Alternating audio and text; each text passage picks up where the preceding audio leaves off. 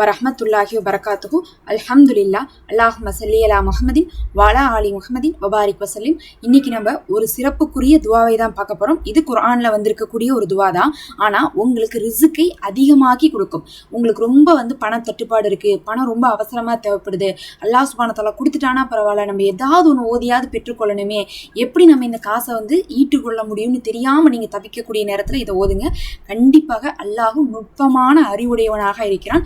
உங்களுக்கு அதற்கான வழியை ஏதாவது ஒரு விதத்துல திறந்து வைப்பான். ரொம்ப இக்கட்டான சூழ்நிலையில கூட உங்களுக்கு பணம் கிடைக்கிறதுக்கான ஏற்பாடுகள் உங்களுக்கு கிடைக்கும். நம்பிக்கையோட ஓதுங்க, அல்லாஹுடைய உதவியை எதிர்பார்த்து ஓதுங்க. அல்லாஹு தன் நாடுபவர்களுக்கு நிச்சயமாக அதனுடைய வழியை என்ன பண்ணுவான், லேசாக்குவான். காணாத புறத்துல இருந்து உங்களுக்கு கொடுப்பான். நீங்க எதிர்பார்த்திருக்கவே மாட்டீங்க, இந்த புறத்துல இருந்து நமக்கு ஒரு உதவி வருமா, இவங்க நமக்கு தருவாங்களா, நீங்க எதிர்பார்த்திருக்க மாட்டீங்க. அப்படி ஒரு நிகழ்வு நடக்கும். எங்களுக்குமே அப்படி ஒரு நிகழ்வு நடந்துச்சு.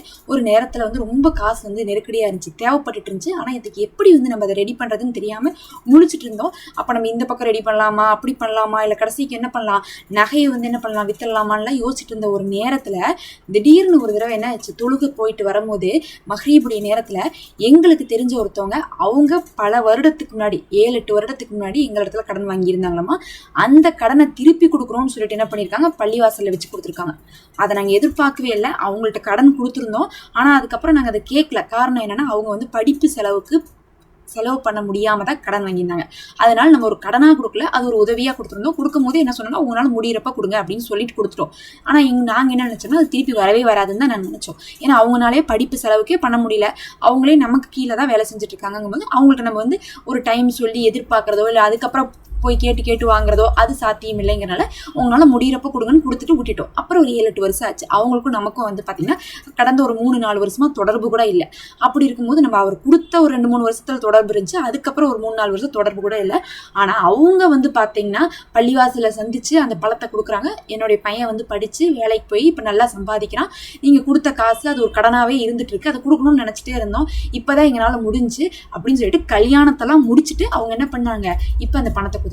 பையனும் படிச்சு வேலைக்கு போயிட்டு அப்படி கல்யாணம் ஆயிருச்சு, எல்லாமே முடிச்சுட்டு இப்ப அவங்க அந்த பணத்தை கொடுத்துருக்காங்கும் போது அந்த நேரத்துல அந்த பணம் எங்களுக்கு ரொம்ப யூஸ்ஃபுல்லா இருந்துச்சு. அல்லாஹுடைய நாட்டம் பாருங்க, நமக்கு எப்படி வேணா கொடுப்பான். அது எங்களுடைய கணக்குலயே இல்லை. நீங்க நினைக்கலாம், நீங்க ஒரு காலத்துல கொடுத்தனாலதான் அது உங்களுக்கு திரும்பி வந்திருக்குன்ட்டு. அந்த மாதிரி கொடுத்த எத்தனையோ பேர் பாத்தீங்கன்னா நமக்கு திருப்பி எல்லாம் கொடுத்ததே கிடையாது. சில நேரத்துல நம்மளுடைய காசை எடுத்துட்டே போவாங்க, நம்மளை ஏமாத்தி நம்மளை பிளாக்மெயில் பண்ணி நம்மளை ஏதாவது ஒரு விஷயத்துல சிக்கல்ல மாட்டி விட்டு கூட எடுத்துட்டு போறவங்களா இருக்கிறாங்க. ஆனா நம்ம சும்மா பாத்தீங்கன்னா ஒரு தேவைக்காக கொடுத்துருப்போம், அப்ப நமக்கு தேவை கூட இருந்திருக்காது. அவங்களுடைய நிலைமையை பார்த்து ஒரு இரக்கத்தோட கொடுத்துருப்போம். ஆனா அவங்க நமக்கு தேவையானப்போ உதவும் போதுதான் நமக்கு அது ஒரு மிராக்கிளா தெரியும். அந்த மாதிரி எதிர்பாராத விதத்துல கூட அல்லாஹ் உங்களுக்கு உதவி செய்வான். இந்த ஒரு துவா ஓதி பாருங்க. அல்லாஹு லத்தீஃபுன் பி இபாதிஹி யர்ஜுகு மை யஷாஹு வஹுவல் கவியுல் அஜீஸ். அல்லாஹ் நுட்பமான அறிவுடையவன், அவனுடைய அடியார்களுக்கு அவன் தான் ரிசுக்கை தருகிறான், யாருக்கு நாடுகிறாரோ அவர்கள் அனைவருக்குமே அவன் தான் தருகிறான். இன்னும் அவன் வல்லமையும் மகத்துவமும் கொண்டவனாக இருக்கிறான், மிகைத்தவனாக இருக்கிறான் அப்படின்னு சொல்லிட்டு ஓதுங்க. அல்லாஹ் நிச்சயமாக உங்களுக்கு என்ன பண்ணுவான், நிரப்பமான ரிசுக்கை கொடுப்பான். ரிசுக்குனா நமக்கு அந்த நேரத்துக்கு செலவுக்கு தேவையான எல்லா காசுமே ரிசுக்கு தான். காசா வந்தாலும் உணவா வந்தாலும் உதவியா வந்தாலும் அது நமக்கு ரிசுக்கு தான். இதை நீங்க 41 முறை ஓதி துவா செய்து வாருங்க, உங்களுக்கு நிச்சயமாக ஒரு பெரும் பலன் உங்களுக்கு கிடைக்கும். ஆமீன் யா ரப்பல் ஆலமீன். உங்களுடைய ஒவ்வொரு தேவைகளையும் நிறைவேற்றி வைப்பானாக. அஸ்ஸலாமு அலைக்கும். மறக்காம சப்ஸ்கிரைப் பண்ணிக்கோங்க. இந்த வீடியோக்கு ஒரு லைக் கொடுத்துக்கோங்க.